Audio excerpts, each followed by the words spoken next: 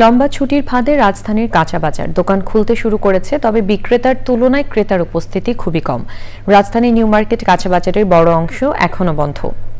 বেশিরভাগ পণ্যের দাম ঈদের আগের মতোই, তবে সামান্য বেড়েছে দেশি পেঁয়াজ সহ কিছু মশলার দাম। চালের দামও সামনে বাড়তে পারে বলে জানালেন একজন বিক্রেতা। দেশি ফল, বিশেষ করে আমের প্রচুর সরবরাহ রয়েছে বাজারে। রিজভিন হাউসের রিপোর্টে বিস্তারিত। ঈদের পর প্রথম শুক্রবার এদিন রাজধানীর নিউ মার্কেট কাঁচা বাজারে চিরচেনা ভিড় ও ক্রেতা বিক্রেতার হাঁকডাক একেবারে নেই।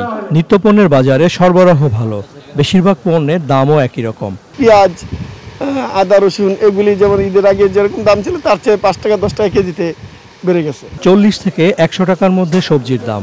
বিক্রেতারা বলছেন মাছের দামও তুলনামূলক কম।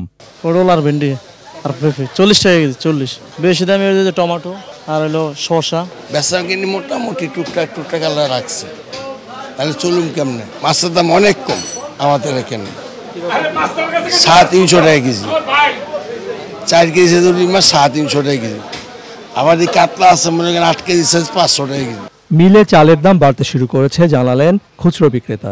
মিনিকের চাল বিক্রি করতেছি আমরা হলো 75 টাকা, আর হলো আটার চাল হলো 60 টাকা। পাইজন চাল বিক্রি করতেছি 60 টাকা, আর হলো নাজির চাল হলো 80 থেকে 85 টাকা।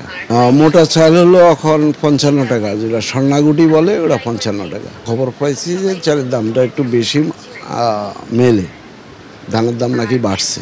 বাজারে হিমসাগর, ল্যাংড়া, আম্রপালি সহ বিভিন্ন জাতের রসালো আম মিলছে, দামও কম। এগুলো 120, 110 এরকম আর কি।